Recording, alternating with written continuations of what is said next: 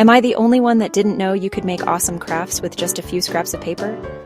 Seriously, this is so simple. You'll want to make a dozen. All you need is colored paper, glue, scissors, your imagination. First, pick your favorite colors and cut out some basic shapes. Think circles, triangles, squares. No need to be perfect. Wobbly shapes add character.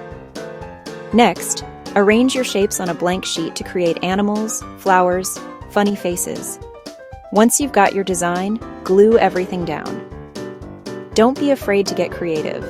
Try layering shapes, adding googly eyes for extra fun. Need a quick idea?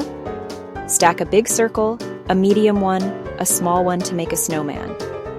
Just add paper arms and a hat. Or turn triangles into a colorful fish. The best part? There's no wrong way to do it.